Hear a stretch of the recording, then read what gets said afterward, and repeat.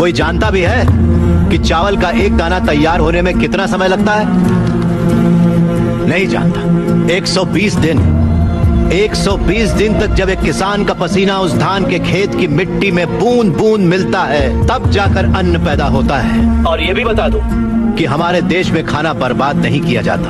अगर वही देश किसानों को बर्बाद होता देखता रहे तो फिर हम किसके पास जाएंगे? खाना खिलाने वाले से कहा जाता है अन्नदाता सुखी भवतु।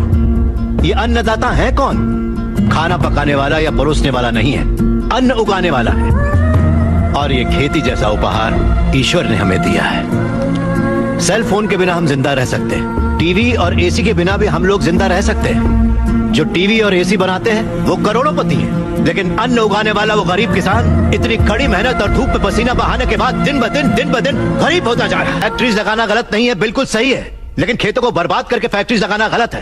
इस देश में कितनी ही बंजर जमीनें हैं, कितनी ही पथरीले जमीनें हैं। क्यों? क्योंकि वहाँ पर पानी नहीं है, इसीलिए खेती करने में इतनी परेशानी उठानी पड़ती है। जरा सोचकर जवाब दीजिए कि किसान पानी लेने कहाँ जाएगा? इस देश में पिछले 10 साल में 1,71,105 से ज्यादा किसान आत्महत्या कर चुके हैं। उसमें से 25,000 से ज्यादा किसान तो इसी इलाके में रहते थे। हर आधे घंटे में एक किसान आत्महत्या कर रहा है, ये जानते हैं क्या आप? लेकिन सच्चाई यही है, जहाँ मौत इतनी सस्ती है वो देश कभी आगे नहीं बढ़ेगा सर। तकरीबन 10 लाख से ज्यादा किसान अपना पेट पालने के लिए गांव छोड़कर शहर में मजदूरी करने आ जाता है। जो हमारे देश की रीढ़ की हड्डी है वो बिल्डिंगों में चौकीदारी करता है। जो किसान हमारा भगवान है, अन्नदाता कहलाता है, वही मंदिरों के सामने भीख मांगता फिर रहा है। वादों पर मत जाइए, जमीन पर आ जाइए। एक कॉर्पोरेट में काम करने वाला हजारों करोड़ का उधार लेकर विदेश भाग गया और वहाँ बैठकर विदेशी शराब पी रहा है। सिर्फ 5 या 10 हजार उधार लेने वाला किसान जहर पीकर अपनी जमीन पर जान दे रहा है।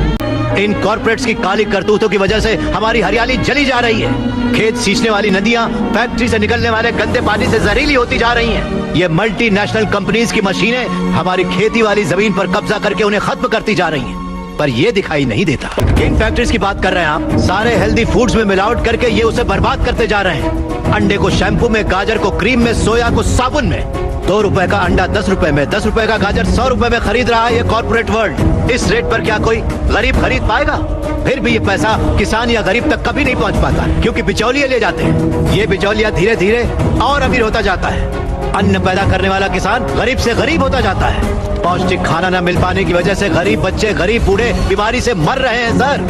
नौकरी कैसी भी हो हमारी बेहतरी के लिए होनी चाहिए, लेकिन हम उन फैक्ट्रियों के गुलाम बनकर अपनी जिंदगियां खराब कर रहे हैं। याद रखिए, खेती भी एक उद्योग है और किसान उद्योगी है, उसे अगर हमारे गांव की समस्याओं को आप लोगों ने नजरअंदाज किया तो एक न एक दिन हर गांव हमारे गांव जैसा ही बन जाएगा। समझ जाइए आप लोग।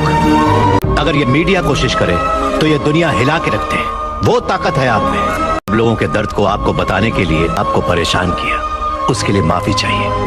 अगर आपको लगे कि ये सही है तो हमें न्याय दिलाने के लिए हम सबकी मदद कीजिए।